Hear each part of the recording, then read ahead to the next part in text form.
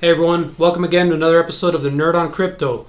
And here I have with me today, I'm honored to have the founders of Military.Finance, a new cryptocurrency that I'm excited to bring on and talk about. And right now I have Jordan Fournet on with us. And so tell us a little bit about yourself, Jordan. Yeah, man. Well, first, man, thanks for having me. I really appreciate it, and thanks for jumping in the boat with us and doing this. We're very thankful to have you. Absolutely, thank you. And we're fellow veterans. I'm a veteran as well. I've got some of my stuff behind me. And this cause is more than just crypto. It's also for our veterans here in the U.S.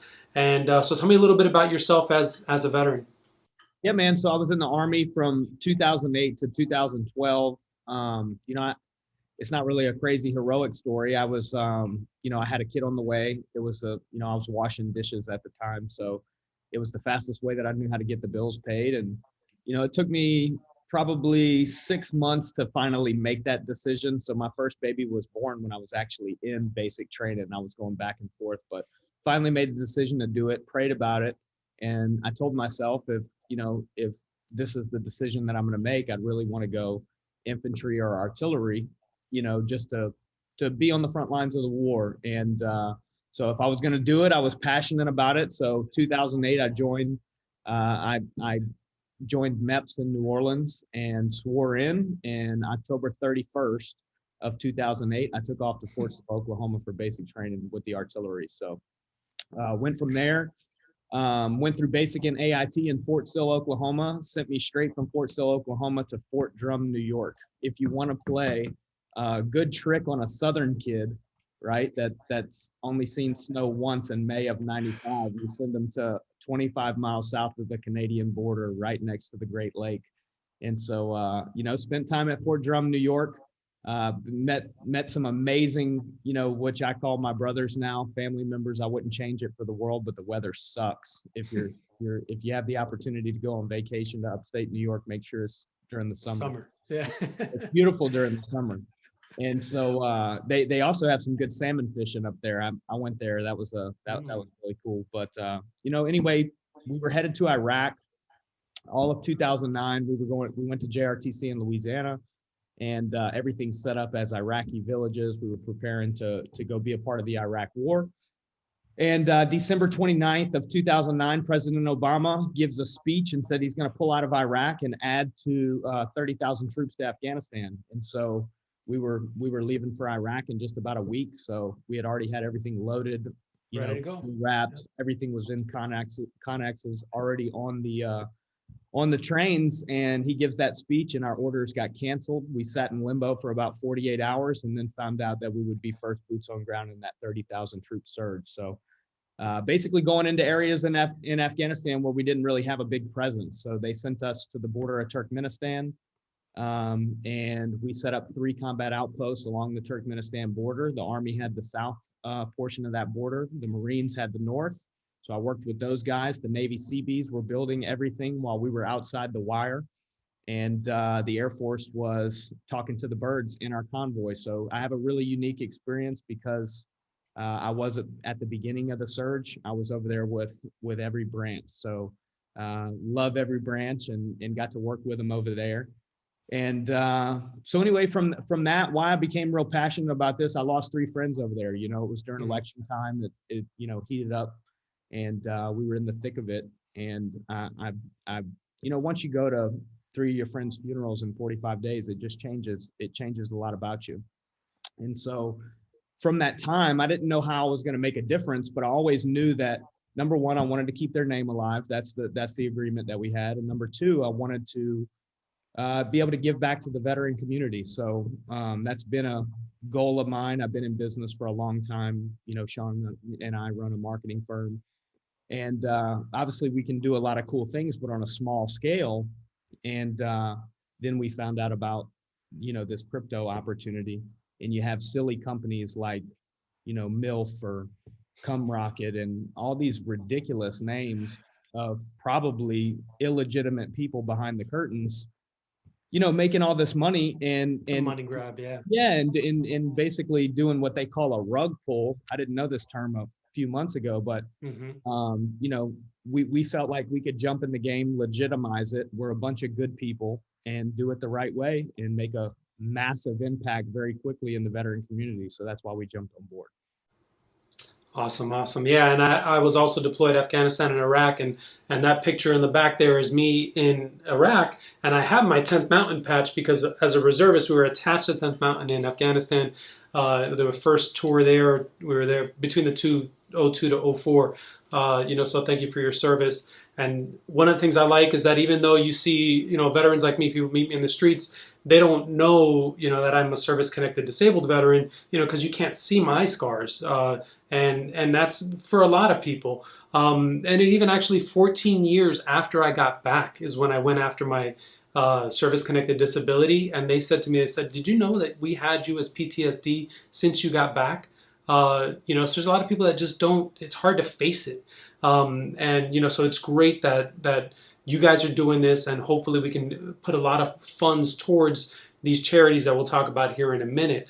Um, so one of the things I noticed is you guys make yourselves very public. I mean, how many cryptocurrencies can you see where the founders are very public? Tell me a little bit about why you guys did that.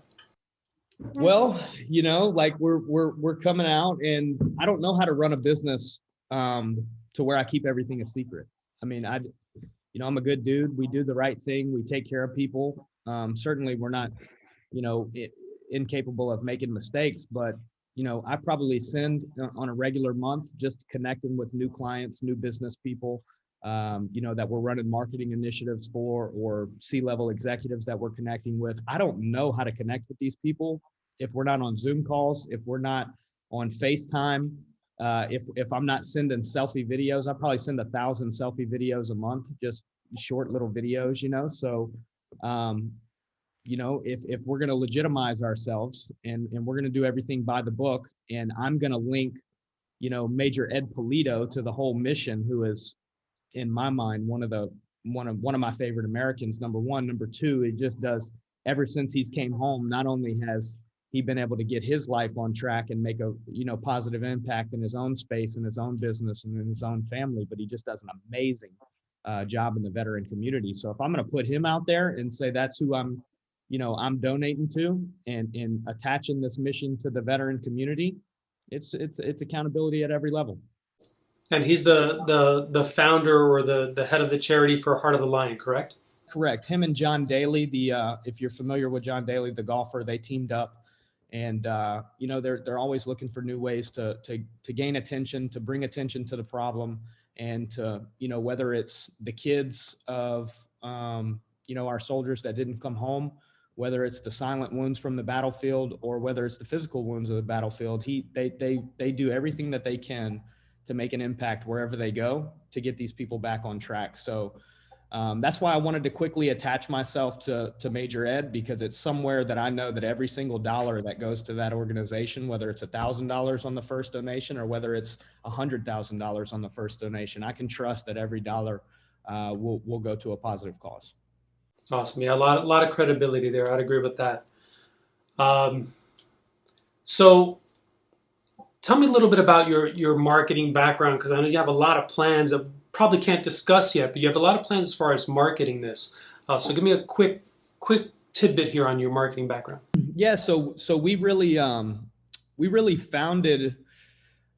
Well, I would say really disrupted the marketing industry. We have what's called an omni-channel approach. We found a way, a long time ago, when you would go to market, you would do things like radio, you would do things like newspaper, and then a lot of direct mail, right? And direct mail for years has been just ink on paper. It's call this number, or or come to the business. That's basically the marketing.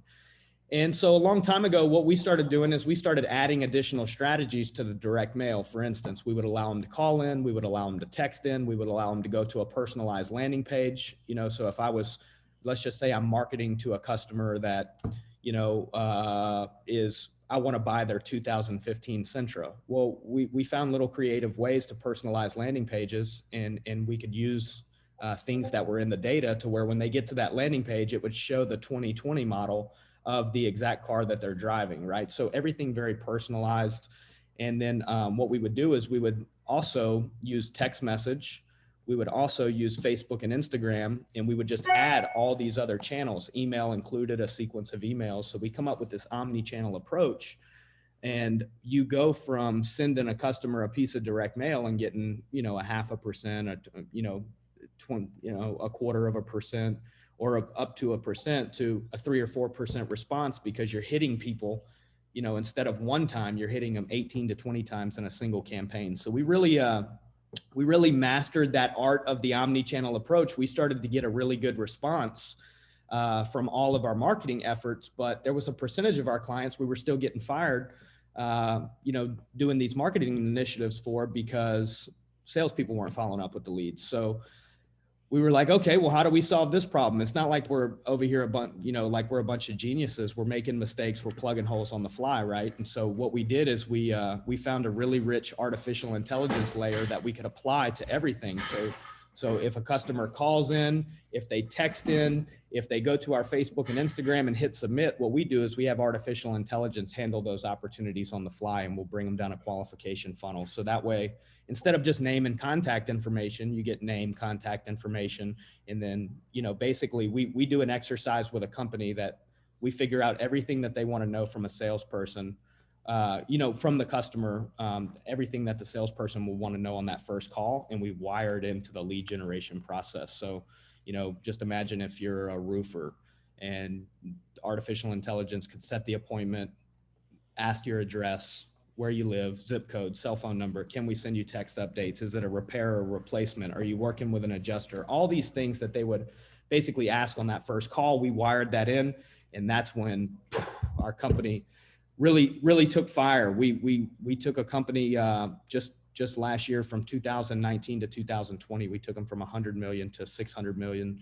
And that's really, you know, they have the infrastructure to do that. They had the team to do that, but you know, that we were able to just change a few strategies and really have that catch fire. So yeah, that's our background. That's a little bit of what we've done in the space. We were featured on The Profit. You know, we've been doing some business with Marcus for a while now. So he called us. There was a if you want to check out the episode, it's Dante's Pizzeria.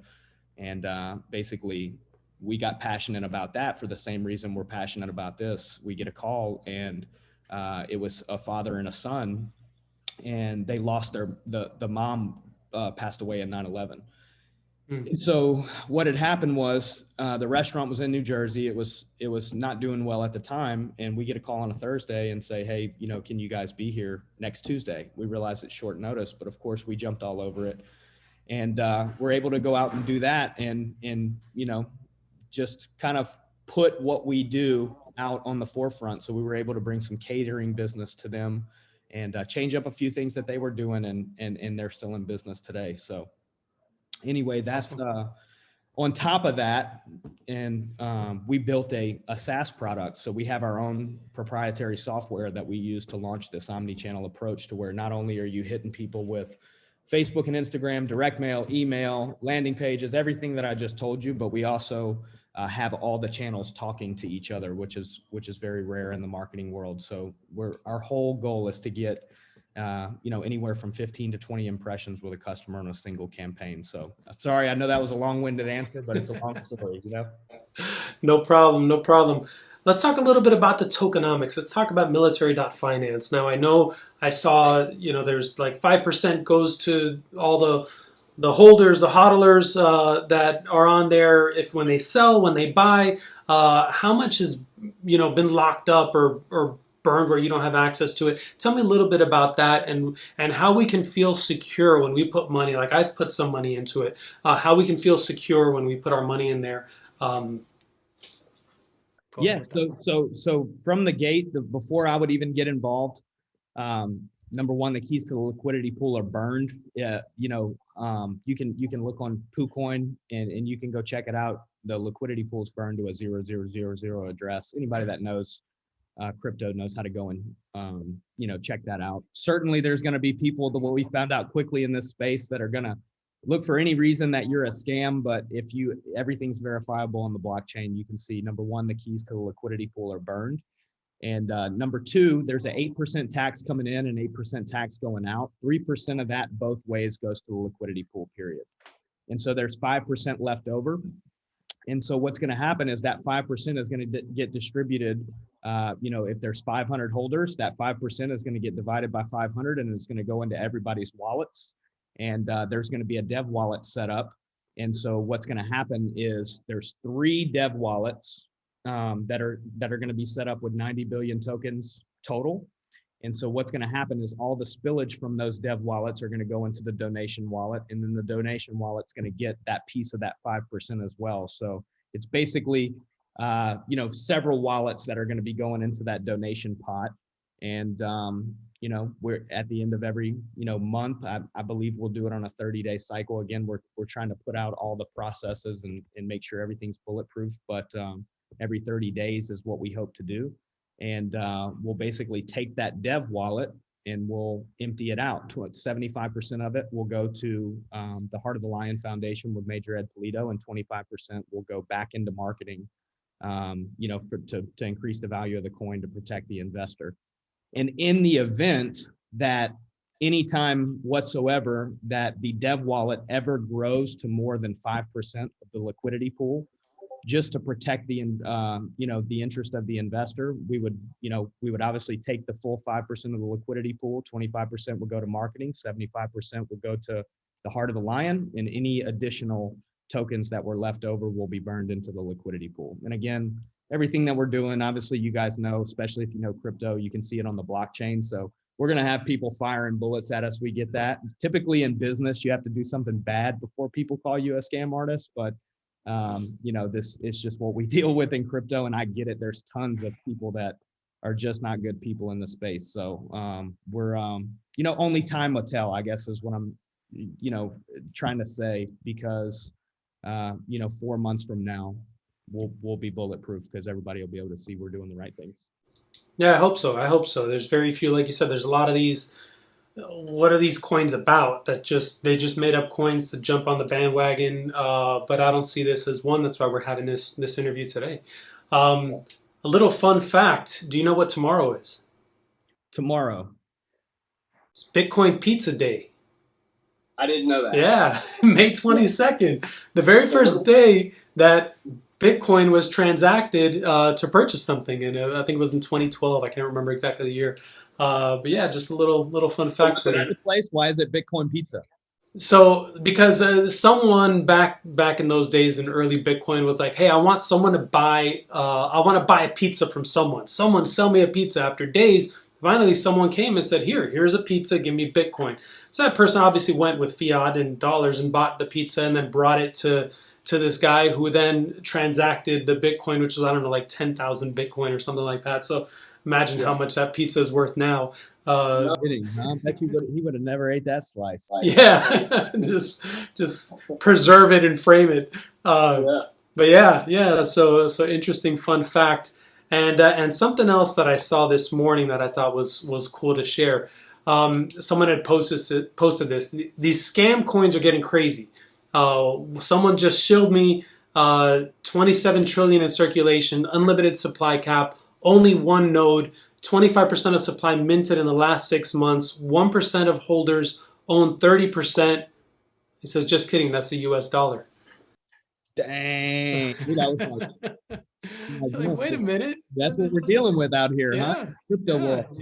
So yeah. And inflation. I mean, inflation to my mortgage business, you see, just this week, the inflation numbers went from last week from 2.6% year over year to 4.2%. And then the Fed comes out this week and says they're still afraid of inflation and they're going to scale back some of what they're doing. So inflation is really starting to come out, all this money printing that we've had.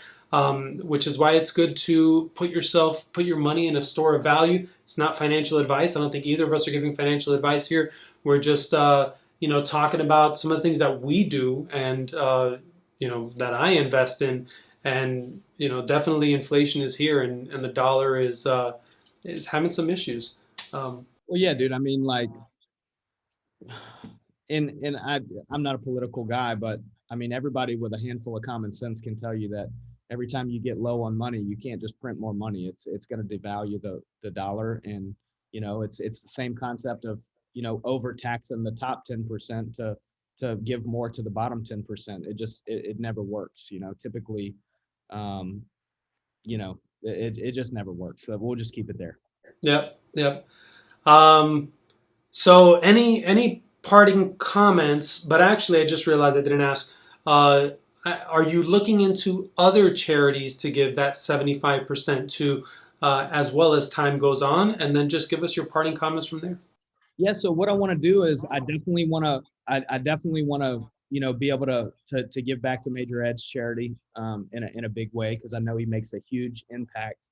Um, you know, Vets and Kids is always like, I have this remarkable notebook here, right? Every single morning and every single night, I write my goals down. We could go back as far as you want in that book, and I donate 100 grand a year to Vets and Kids, and so that organization tackles both of those things. So I definitely want to make sure that we make a difference in that organization. But absolutely, I'd like to do something to where we'd possibly have a vote system on it. Again, these things aren't set in stone yet. We obviously want to grow the coin. We want to get to 2,500 holders so we can get listed. And then we want to get to 5,000 holders really quickly so we can start pushing those donations out. But certainly, I mean, in a perfect world, we're writing, huge checks to multiple charities, every single month. And, if we pull this off, which I think we will, because, we're godly people. We have a good heart. We're trying to do this the right way. So typically, when you put all those things together, plus a knowledge of the marketplace, things typically will just work out. But I can tell you, man, if we pull this off, I'm going to cry like a baby as we start giving this stuff away, because it's always been a dream of mine. I want to make an impact. I grew up without a dad. And so, for any of these, especially for even soldiers or Marines or sailors that I don't know that have came home, and their little kids are experiencing losing a parent, if I can just go into that community and make a difference, I mean, I'm going for it. So we'll see how it all shakes out, but I'm feeling pretty good about it. Awesome, man. Yeah, I love everything you guys are putting behind this. I love the cause, and hopefully we can get it soon to that 2,500. I think we're getting close. What is it now? How many I think holders? as of this morning, we grew 125 total holders yesterday. Remember, this thing's like 5 days old, maybe Yeah. 6 now. And so we're at 400. Last time I checked, 479 total holders. And then we've got some good things in the works. That's where I'll kind of leave that. But we have a whole development team here. I have a whole creative team. I have a production department, and everybody is it's like basically everybody's on the same mission right now. Everybody's got a hand in the cookie jar, and we're trying to get this thing launched the right way.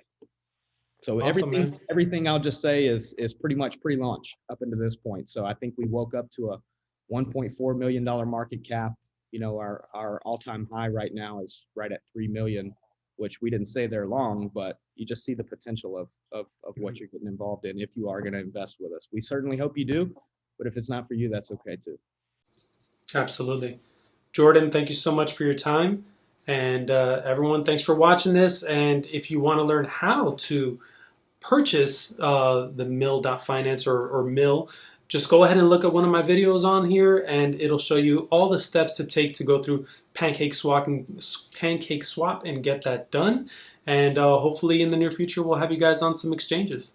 But thanks again. The Nerd on Crypto out. Man, thank you so much for having me. And again, thank you for your service, dude. Anything I can ever do for you, we're connected. Likewise. So. Likewise. All right, guys. Thanks.